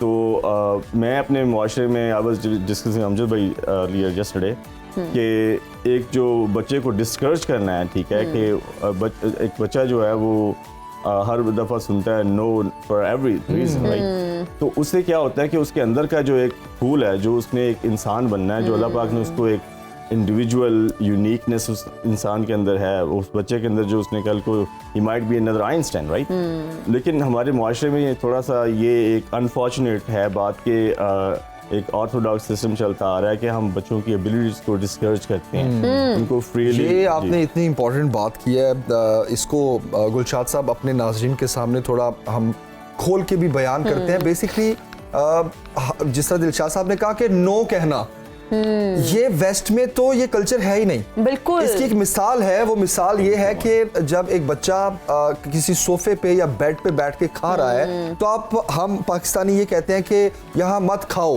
ये ठीक है। मत तो करो। बाहर क्या किया जाता है कि बेटा go and eat on the table, ठीक है। मतलब वहाँ नो नहीं कहा जाता। नो का तो वो जो word है ही एबिलिटीज नहीं। हैं, वही जो गुलशान साहब जो बात कर रहे हैं कि जो एबिलिटीज है उसको सप्रेस नहीं किया जाता, बल्कि उन एबिलिटीज को निकाला जाता है। जी please. Thank you so much, sorry to interrupt you. मैं आपको एक सिर्फ बात बताना चाहता हूँ कि it's a cause and effect, किस तरह से ये काम करती है, जो मेरी अंडरस्टैंडिंग। तो मैं ये देखता हूँ कि जब एक बच्चे को आप बचपन से ही डिस्करेज करते हैं, उसको ज़दोकोब करते हैं, उसको मारते भी हैं, हमारी आई थिंक ये बड़ा कॉमन है हमारी Exactly. सोसाइटी के अंदर, ठीक है ना। जी बिल्कुल। तो उसका इम्पैक्ट ये होता है जब बच्चा टीनेज में जाता है और जब बड़ा हो जाता है, वो इंडिपेंडेंट हो जाता है, तो अब उसके पास एबिलिटी है कि he can do what ever he want, ठीक है। Yeah. वो कुछ भी कर सकती हैं। फिर वो जो उन्होंने देखा होता है अपने बचपन में, वो वही चीज़ें करती हैं, ठीक है। उनके अंदर वही जो है ना, एक रेस्टलेसनेस होती है, एक फ्रस्ट्रेशन होती है, उसको They बाहर try to imitate जी, what they see. वो ड्रग्स में जाते हैं, मतलब Yeah. वो बहुत ऐसी मतलब एक्टिविटीज में इन्वॉल्व होते हैं जो हमारी वैल्यूज, हमारे रिलीजन और इवन सिविल वैल्यूज के वो खिलाफ हैं चीज़ें। बिल्कुल। तो उनको एड्रेस करने के लिए प्रॉपर कोई सिस्टम नहीं है। तो हम जस्ट बेग साहब एंड माई सेल्फ एंड कापा ओवरऑल जितने भी पाकिस्तानी अमेरिकन कम्युनिटी वहाँ पे है, जो मतलब एजुकेटेड हैं लोग, और वहाँ पे एक प्रोफेशनलिज्म के अंदर they have a very good ranking. सही। तो हमारा यही है कि हम अपने लोगों के अंदर अवेयरनेस कैसे लेके आएँ, क्योंकि हमने जो मेरी ज़ाती तौर पे जो मेरी अंडरस्टैंडिंग हुई है कि आपने ज़िंदगी में अगर आगे जाना है, ये पॉसिबल नहीं है अगर आप अवेयरनेस नहीं ले रहे। बिल्कुल। True that. अब बिल्कुल, साहब, ये जो सियासी तनाज़ात चल रहे हैं मुल्क में, और पढ़े लिखे होने के बावजूद हम एक दूसरे से लड़ झगड़ रहे हैं और गालम गलोच तक बात आ जाती है, और वही बच्चे जिस तरह में देखते हैं वो हमसे सीख रहे हैं। तो आप इस जो हालात हैं उनको कितना कसूरवार समझते हैं?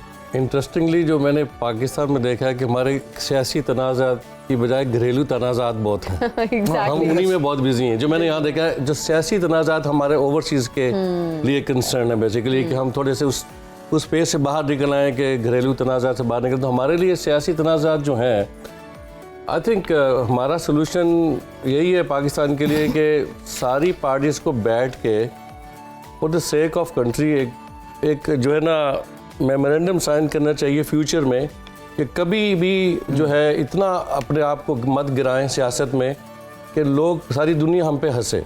या बिल्कुल। तो ओवरसीज़ में जो हमें ये सारी चीज़ें नज़र आ रही हैं, ये मतलब वीडियोस चल रही हैं, सारी चीज़ें चल रही हैं, ये हमारे लिए बड़ी एम्बैरसमेंट है दूसरी कम्युनिटीज़ के लिए फेस करना। Exactly. तो हमारा जो सियासी म्यार जो है इतना गिर चुका है कि हमें बड़ी शर्म आती है सियासत पे बात करते हुए किसी और कम्युनिटीज़ के साथ। और अमजद साहब, ये सियासी इख्तलाफात की वजह से अब घरों में भी बेसिकली लड़ाइयाँ हो रही हैं। बिल्कुल ऐसे ही है। इसी बहस को लेकर, तो वो घर के भी 4, 5, 6 लोग हैं, तो मुख्तलिफ उनका अगर नुक्ता नजर है तो वो भी आपस में लड़ रहे होते हैं घर में बिल्कुल। बैठ कर ही। तो आपने बिल्कुल सही कहा कि एक सोसाइटी की ग्रूमिंग के लिए जी, जी। बेसिकली उनको टीच करना, उनको उनकी ग्रूमिंग के लिए उनको कंपैरिजन करना और एक मुआशरे की तरक्की के लिए उनको समझाना बहुत जरूरी है। Doing wonderful job. बिल्कुल। लाइक माशाल्लाह, अगर ये एक बड़ा चेंज आता है Exactly, हमारे मुआशरे में, positive. हम तो अक्सर ये बैठ के बात कर रहे होते हैं बिल्कुल। कि अच्छा, गुलशाद साहब का मैं यहाँ पर ये भी कमेंट लेना चाहूँगी कि ये जो हमारे अंदर एक प्रोक्रेस्टिनेशन बिहेवियर है और हमें लगता है कि चीज़ें इससे इम्प्रूव शायद हो जाएं, वो इम्प्रूव बिल्कुल भी नहीं होती। हमारे रिलेशनशिप्स उससे बहुत इफेक्ट हो रहे हैं, हमारी पर्सनल एंड प्रोफेशनल लाइफ की अगर बात करें बहुत इफेक्ट हो रही है। किस तरह से इसको इम्प्रूव किया जा सकता है? What do you suggest? Thank you so much. ये मेरा इंटरेस्टिंग क्वेश्चन आपने किया, क्योंकि मैं आई वाज आल्सो मतलब उन लोगों में से मैं हूँ कि मैं हमेशा जो है ना कोई भी काम जो है, because being a part of this society, मैं 11th आवर पे वो काम करता रहता था। ठीक है। तो जब भी नया साल आता है तो मैंने यही सोचना है कि अब मैंने क्या नए गोल सेटअप करने हैं, और उन सब में से ये एक चीज़ है कि मैंने अपनी लाइफ कैसे इम्प्रूव करनी है। हम अवेयरनेस की बात कर रहे थे, तो एक चीज़ तो तय है, मतलब अगर आपके पास ज़िंदगी में ये पैटर्न है, ठीक है, और आपने कुछ नई अचीवमेंट करनी है, तो आपको ज़िंदगी में कुछ नया करना पड़ेगा, ठीक है। तो मैंने जो अपने अंदर एक चेंज लेके आया हूँ कि अगर मैं सुबह उठता हूँ, मैंने लेट्स से कि I want to go for a walk every morning, ठीक है, तो मैं उसको सोचूंगा नहीं कि मैंने ये करना है, मुझे कोई मोटिवेशन मिलेगी। तो मोटिवेशन और एक्शन ये they are both directly professional to me, ठीक है। तो अगर आप जस्ट एक्ट करें, ठीक है, आप बगैर सोचे समझे अगर आपने वॉक करनी है तो आप मोटिवेशन का इंतजार मत करें, ठीक बट है। डोंट यू थिंक गुलशाद साहब की motivation is important as well? बहुत सारे वो कह रहे हैं जब आप एक्शन करेंगे ना तो मोटिवेशन खुद ही आ एक्शन जाएगी। के लिए मोटिवेशन तो चाहिए। बहुत सारे लोगों को, मेरे जैसे लोगों को एक्शन के लिए मोटिवेशन चाहिए। अगर सुबह उठ के वॉक करने जाना है, कहाँ से लाएं वो मोटिवेशन? बिल्कुल, मैं आपको बताता हूँ। देखें, जो मोटिवेशन है ना, लेट्स से कि आपने कोई अच्छी मोटिवेशन स्पीच सुनी है, ठीक है, उसका जो एक इफेक्ट है वो आप पे को 3-4 घंटे रहेगा, ठीक है। उसके बाद आप you back to the previous stage, right.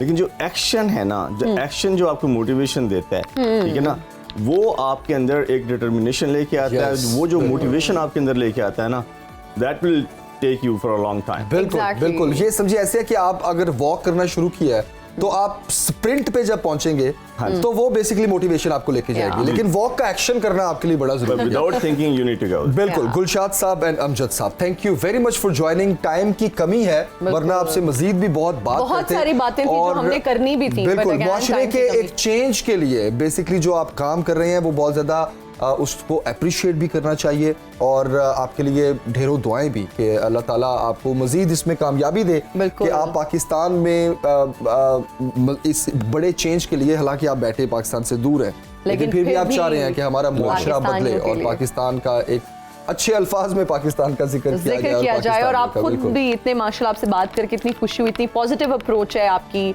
और जिस तरह से आपने बात की पाकिस्तानियों की भी, आप बहुत, मुझे तो लगता है ये एक नेक काम है, नेकी का काम है कि आप मुल्क से बाहर हैं लेकिन आप अपने पाकिस्तानी बहन भाइयों के लिए सोच रहे हैं, और ये बहुत कम लोग करते हैं। तो ये आप जो कर रहे हैं बहुत बड़ा काम है। अल्लाह ताला आपको और हिम्मत दे और आप इसी तरह इस काम को करते रहें। I'll just make one last comment before I close. And I'll add one too. Yeah, sure. Please. एहसास जो है ना, फील करना है, एहसास करना है, इसकी बहुत वाइड रेंज है। I mean look at the APS, ठीक है, दे वर आल्सो ह्यूमन, जिन्होंने बच्चों को मारा इस तरह से, तो कोई इंसान तसव्वुर नहीं कर सकता।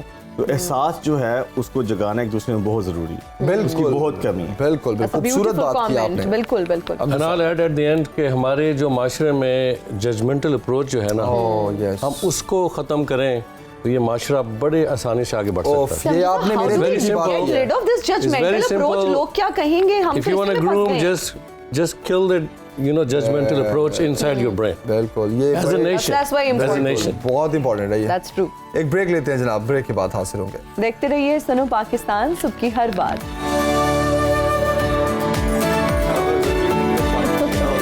वेलकम बैक टू सुनो पाकिस्तान। बात होगी PSL 8 के मैचेस की। तो सबसे पहले तो बात कर लेते हैं लाहौर वर्सेस पेशावर। कैसा लग रहा है बाबर आजम के बारे में? जमील, आपका मैं कमेंट लेना देखिए, चाहूंगी। शाहीन अफरीदी, इरफान साहब अस्सलाम वालेकुम। Thank you. हम आपस में जो है वो, वैसे इरफान साहब आज आपको पूछना चाहिए कि क्या कहेंगे बाबर आजम की परफॉर्मेंस के बारे में? ये तो मेरा ख्याल है ये खुद ही बताएंगे। Performance is fantastic. Fakhar Zaman की फखर जमान की, एग्जैक्टली। क्या कहेंगे इरफान साहब? देखिए, लाहौर कल काफी कलंदर से जो है रिकॉर्ड वो बने। मैच जीता। इस PSL का इस साल का सबसे हाईएस्ट टोटल बना और ओवरऑल PSL का सेकंड हाईएस्ट टोटल बना।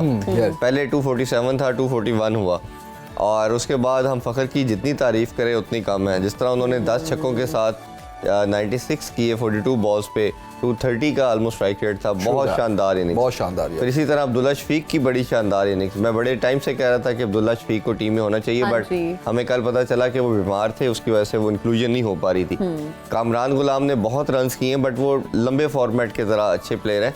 आल्दो कि अब्दुल्ला शफीक भी टेस्ट का परमानेंट मेंबर है, बट इसने लास्ट सीजन में भी बहुत शानदार लाहौर के अंदर के लिए परफॉर्मेंस की थी, और उन्होंने दिखाया कि एक टेक्निक अगर आपकी सॉलिड हो तो आप कितने वैल्यूएबल होते हैं टीम के लिए। तो उन्होंने एक बड़ी शानदार इनिंग्स की और एक जायंटिक किस्म का टोटल लगाया 241 का। और फिर जब चेस करने के लिए आए, ओबियसली उसमें एक चीज़ और थी कि बॉलिंग लाइनअप कभी आप इस तरह के ऑलराउंडर के साथ नहीं आप जीत सकते मैच। आप देखें कि जल्मी की तरफ से रामपॉल कर रहे हैं बॉलिंग, पावल ने बॉलिंग की, फिर साथ बेचारा अभी रॉ मटेरियल था, बच्चा था, उसको आपने खिला दिया। फिर इसी तरह आपने देखा कि सिर्फ वहाब रियाज के अलावा कोई दूसरा ऐसा पेस अटैक नहीं था जो उनको सपोर्ट करता। तो जब आप एक या दो बॉलर के साथ खेल रहे होंगे, और फिर निशम भी आपको पता है कि वो बैटिंग ऑलराउंडर है, बॉलिंग ऑलराउंडर नहीं है, तो मेरा ख्याल है 241 on the written on the board था। और लाहौर के अंदर की थोड़ी सी अगर मज़ीद बात करें तो उनका हम मानते थे कि हैरी ब्रुक के ना होने से थोड़ा सा बैटिंग जो है वीकर लिंक नज़र आ रही है, बट जैसे ही सैम बिलिंग्स आए, अब्दुल्ला शफीक आए, तो वो एक उनके कम्प्लेक्शन ही गेम का उन्होंने चेंज कर दिया और नज़र आया कि ये one of the best side नज़र आ रही है। और मेरा ख्याल है कि वो अब आइंदा आने वाले मैचों में और लीथल होते जाएंगे क्योंकि उनका कम्बिनेशन डेवलप हो चुका है। और कराची और मुल्तान, कराची वर्सेस मुल्तान मैच पर क्या कहेंगे आप? उसमें देखें, ये PSL की खूबसूरती है कि आप एक जगह पे बोर्ड पे आपको नज़र आता है कि टॉप पे या फिर आप हार भी जाते हो और बड़ा इजीली हराया कराची ने। और कराची मेरा ख्याल है अभी तक आप जितने भी टीमें देखें, आल्दो के हमें कल तक सबसे बॉटम पे नज़र आ रहे थे, बट क्रिकेट सबसे अच्छी कराची ने खेली है। उसकी रीज़न ये है कि अनफॉर्चुनेट थोड़े रहे, किसी मैच में 2 रन से 3 रन से 5 रन से मैच हारते रहे। कोई मैच ऐसा नहीं था जिसमें बिल्कुल ही वो सिंगल हैंडली दूसरी टीम इनसे अवे लेगी हो। हर मैच में इन्होंने फाइट की, हर मैच में इन्होंने गेम के अंदर रहे। लास्ट ओवर में लास्ट बॉल पे आके 2-3 मैचेस तो लास्ट बॉल पे हारे। तो कराची ने बड़ी अच्छी परफॉर्मेंस दी थी, सिर्फ लाइन को पार नहीं कर पाए। बट हमने देखा कि कल उन्होंने विकेट को अच्छा रीड किया, माद वसीम ने। उन्होंने बोल्ड डिसीजन, हमने देखा कि बैटिंग जब उन्होंने की तो उसके बाद उनको मालूम था कि विकेट में क्रैक्स आ रहे हैं, डे मैच है, स्पिनर को डालना चाहिए। ये मेरा ख्याल है कराची किंग्स जो मैं पहले दिन से बात कर रहा हूँ सबसे बड़ी मिस्टेक कर रहे थे तबरेज़ शम्सी को ना डाल के, और आपने देखा कल उनको शामिल किया गया तो man of the match performance लेके गए। बिल्कुल, उन्होंने 18 रन पे 3 खिलाड़ी आउट किए और मेन विकेट सारी ली। बिल्कुल, तबरेज़ शम्सी के आने से ही इमरान ताहिर ने रिटायरमेंट ली थी साउथ अफ्रीका के लिए, और ये मुझे नहीं समझ आ रही थी कि थिंक टैंक क्या कर रहा है कि इमरान ताहिर दुनिया के one of the best spinner है, बट आपकी एक सर्टन टाइम होता है, एज होती है। अब वो 45 के हैं और आपकी ओबियसली रिफ्लेक्सेस उस तरह नहीं रहते, फिंगर्स के अंदर आपकी जान नहीं रहती, काफ़ी कुछ एज के साथ आपका फ़र्क पड़ता है। तो जब वो आपके पास डगआउट में तबरेज़ शम्सी जैसा बॉलर मौजूद है तो इमरान ताहिर को प्रेफरेंस देना मेरा ख्याल है तबरेज़ के साथ जाती थी, और जैसे उसकी इंक्लूजन हुई उसने आपको मैच जिता दिया। सही। तो ये मेरा ख्याल है कुछ छोटी छोटी चीज़ें होती हैं जिनको आपको देखना पड़ता है। इसी तरह ज़ल्मी की जो बात कर रहे थे, ज़ल्मी भी सेम मिस्टेक कर रहा है। ज़ल्मी अभी तक मुजीब को नहीं खिला रहा। जिस तरह हम बात करते हैं तबरेज़ शम्सी की या राशिद खान की, तो मुजीब भी इसी तरह का एक वर्ल्ड क्लास बॉलर है, और मेरा ख्याल है कि जैसे ही उसको इंडक्शन की जाएगी वो खेलेगा तो ज़ल्मी का भी कम्प्लेक्शन चेंज हो जाएगा। बिल्कुल सही, बिल्कुल सही। अभी हम जल्दी से एक नज़र डालते हैं जनाब चार्ट पर के स्कोर कार्ड क्या कहता है। मुल्तान सुल्तान्स पहले नंबर पर है, इस्लामाबाद यूनाइटेड दूसरे, लाहौर कलंदर्स तीसरे, कराची किंग्स चौथे नंबर पर है, पेशावर ज़ल्मी 5वें नंबर पर और कोयटा ग्लेडिएटर्स 6ठे नंबर पर है। मुल्तान सुल्तान्स जो है 6 मैचेस में से 4 जीते हैं और 2 हारा है। तो जिस तरह इरफान साहब भी कह रहे हैं कि मुल्तान सुल्तान्स की जो गेम है बड़ी स्ट्रॉन्ग चल रही है। हाँ, मतलब ये है कि अब 2 साइड ऐसी हैं जो मेरा ख्याल है मुल्तान सुल्तान को टफ टाइम देंगी, और एक तो लाहौर के अंदर का हम देख रहे हैं कि वो मोमेंटम गेम करते चले जा रहे हैं। टीम जेलिन है, कम्बिनेशन प्लेइंग 11 डिफाइन कर चुके हैं। जिस टीम का प्लेइंग 11 कंफर्म होता जाएगा ना, वो टीम अच्छा परफॉर्म करती जाएगी। और तीसरी चीज़ जो आज हम देख रहे हैं कि इस्लामाबाद यूनाइटेड, जिस तरह आजम खान ने अच्छी इनिंग्स खेली, उनके मनरो कप्टल हैं, वो मेरा ख्याल है एक ऐसी साइड है, वो भी ऑन द गिवन डे कुछ भी ऐसा कर सकती है। तो मेरा ख्याल है कि ये इस्लामाबाद यूनाइटेड की बात करें तो वो एक ऐसी साइड है कि जो डार्क हॉर्स के तौर पे हम देख सकते हैं। और शादाब की कैप्टनसी की बात करें तो वो एक बहुत शानदार किस्म के कैप्टन नज़र आ रहे हैं। जिस तरह के वो डिसीजन कर रहे हैं, थोड़ा सा आउट ऑफ द बॉक्स सोच रहे हैं। हसन अली का फॉर्म में वापस आना उनके लिए बहुत इंपॉर्टेंस रखता है, जिस तरह उन्होंने लास्ट 2 मैचेस में बॉलिंग की। तो मेरा ख्याल है कि इस्लामाबाद यूनाइटेड भी इन जैसे हम देख रहे हैं 3 टीमें बहुत अच्छी खेल रही हैं, 3 जरा हल्की खेल रही हैं, तो ये मेरा ख्याल है लगता है कि इस्लामाबाद यूनाइटेड आज one of the best match देखने को मिलेगा। सही। इरफान ज़हीर साहब बहुत शुक्रिया, thank you very much for joining. अभी वक्त हो गया जनाब आपसे इजाजत लेने का, आपसे मुलाकात होगी कल। अपना बहुत सा ख्याल रखिए, फीडबैक जरूर कीजिएगा। मुझे और जमील सुखेरा को दीजिए इजाजत। अल्लाह हाफिज, बाय बाय। बाय।